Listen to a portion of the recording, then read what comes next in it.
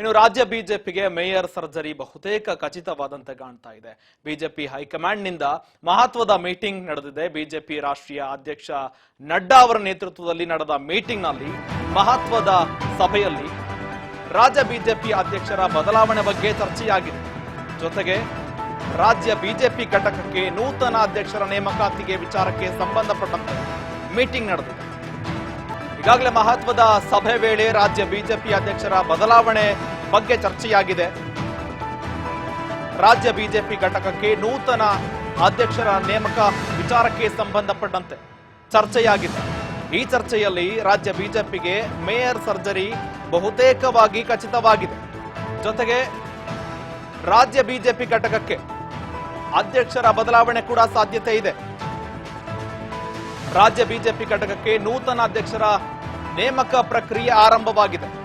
April ಅಂತ್ಯದ ವೇಳೆಗೆ ನೂತನ ಅಧ್ಯಕ್ಷರ ಹೆಸರು ಕೂಡ ಘೋಷಣೆಯಾಗುವ ಸಾಧ್ಯತೆ ಇದೆ. ಬಿಜೆಪಿ ಒಂದು ಕಡೆ ಜನಾಕ್ರೋಶ ಯಾತ್ರೆ ಕೂಡ ಮಾಡ್ತಾ ಇದೆ.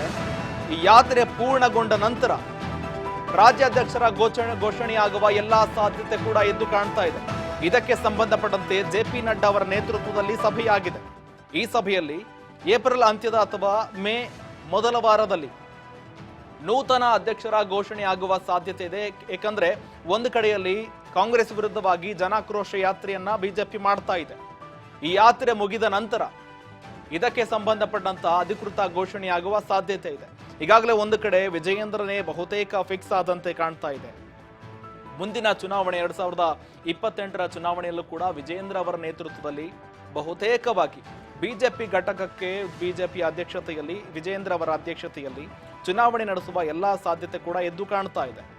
ಇದಕ್ಕೆ ಸಂಬಂಧಪಟ್ಟಂತೆ ಅಧಿಕೃತವಾದ ಘೋಷಣೆ ಏಪ್ರಿಲ್ ಅಂತ್ಯ ಅಥವಾ ಮೇ ಮೊದಲ ವಾರದಲ್ಲಿ ಆಗುವ ಸಾಧ್ಯತೆ ಇದೆ. ಈಗಾಗಲೇ ಬಹುತೇಕವಾಗಿ ಆ ಪ್ರಕ್ರಿಯೆ ಕೂಡ ಪೂರ್ಣವಾಗಿದೆ. ವಿವಿಧ ಜಿಲ್ಲೆಗಳಿಗೆ ಪದಾಧಿಕಾರಿಗಳ ನೇಮಕವನ್ನು ಕೂಡ ಅಂತಿಮಗೊಳಿಸಲಾಗಿದೆ. ಇನ್ನೊಂದು ಕಡೆಯಲ್ಲಿ ಬೆಲೆ ಏರಿಕೆ ವಿರುದ್ಧವಾಗಿ ಬಿಜೆಪಿ ಜನಾಕ್ರೋಶ ಯಾತ್ರೆಯನ್ನ ಮಾಡ್ತಾ ಇದೆ.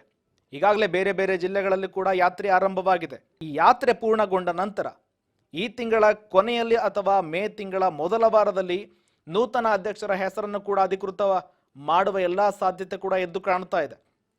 ಈಗಾಗಲೇ ಯತ್ನಾಳ್ ಹಾಗೂ ವಿಜೇಂದ್ರ ನಡುವೆ ಏನೇ ಕಿತ್ತಾಟಗಳಿದ್ರೂ ಕೂಡ ಅದನ್ನ ಸಮಂಜಸವಾಗಿ ಪಕ್ಷದ ಹೈಕಮಾಂಡ್ ನಾಯಕರು ಕೂಡ ಅದಕ್ಕೆ ಸಂಬಂಧಪಟ್ಟಂತೆ ಯಾವುದೇ ಹೇಳಿಕೆಗಳನ್ನ ಕೊಡಬೇಡಿ ಅಂತ ಕೂಡ ಈಗಾಗಲೇ ಕಟ್ಟುನಿಟ್ಟಿನ ಹೇಳಿಕೆಗಳನ್ನ ಕೊಟ್ಟಿದ್ದಾರೆ. ಇದಕ್ಕೆ ಸಂಬಂಧಪಟ್ಟಂತ ವಿಜಯೇಂದ್ರ ಅವರ ಅಧ್ಯಕ್ಷತೆಯಲ್ಲಿ ಕೂಡ ಯಡಿಯೂರಪ್ಪ ಅವರ ಪರವಾಗಿ ಬ್ಯಾಟ್ ಬೀಸ್ತಾ ಇದ್ದ ನಾಯಕರು ಕೂಡ ಹೇಳಿಕೆ ಕೊಟ್ಟಿದ್ದಾರೆ. ಈಗಾಗಲೇ ಯತ್ನಾಳ್ ಅವರ ವಿರುದ್ಧವಾಗಿ ಯಾವುದೇ ಹೇಳಿಕೆಗಳನ್ನ ಕೂಡ ಕೊಡ್ತಾ ಇಲ್ಲ. ಈಗ ವಿಜಯೇಂದ್ರ ಅವರನ್ನ ಮುಂದುವರಿಸಬಾರದು ಅಂತ ಒಂದು ಕಡೆ ಯತ್ನಾಳ್ ಸತತವಾಗಿ ಬ್ಯಾಟ್ ಬೀಸ್ತಾ ಇದ್ರು. ಬಿಜೆಪಿ ಅಧ್ಯಕ್ಷನಾಗಿ ವಿಜಯೇಂದ್ರನ್ನ ಯಾವುದೇ ಕಾರಣಕ್ಕೂ ಕೂಡ ಮುಂದುವರಿಸಬಾರದು ಅಂತ ಕೂಡ ಯತ್ನಾಳ್ ಶತಾಯಗತಾಯ ಪ್ರಯತ್ನ ಮಾಡಿದ್ರು. ಆದರೆ ಯತ್ನಾಳ್ ಅವರನ್ನೇ ಉಚ್ಚಾಟನೆ ಮಾಡಿದ್ರು. ಒಂದು ಕಡೆಯಲ್ಲಿ ವಿಜಯೇಂದ್ರ ಮುಂದುವರಿತಾರಾ ಅಥವಾ ಬೇರೆ ಯಾರನ್ನಾದ್ರೂ ಆಯ್ಕೆ ಮಾಡಿಕೊಳ್ತಾರಾ ನೋಡ್ಬೇಕಾಗುತ್ತೆ. ಯಾಕಂದ್ರೆ ಒಂದು ಕಡೆಯಲ್ಲಿ ವಿಜಯೇಂದ್ರ ಬಹುತೇಕವಾಗಿ ಫಿಕ್ಸ್ ಆದಂತೆ ಕಾಣ್ತಾ ಇದೆ. ವಿಜಯೇಂದ್ರ ಪ್ರಾಬಲ್ಯ ಬಿಜೆಪಿಯಲ್ಲಿ ಎದ್ದು ಕಾಣ್ತಾ ಇದೆ. ವಿಜಯೇಂದ್ರ ವಿರುದ್ಧವಾಗಿ ಆಗಿರ್ಬೋದು, ಯಡಿಯೂರಪ್ಪ ಅವರ ವಿರುದ್ಧವಾಗಿ ಆಗಿರ್ಬೋದು, ಸತತವಾಗಿ ಯತ್ನಾಳ್ ಬಣದ ನಾಯಕರು ಹೇಳಿಕೆಗಳನ್ನ ಕೊಡ್ತಾನೆ ಇದ್ರು. ಇದು ಹೈಕಮಾಂಡ್ ಅಂಗಳದಲ್ಲಿ ತಲುಪಿ ಬಳಿಕ ಯತ್ನಾಳ್ ಅವರನ್ನೇ ಉಚ್ಚಾಟನೆಗೆ ತೆಗೆದುಕೊಂಡ ನಿರ್ಧಾರ ಆಯಿತು.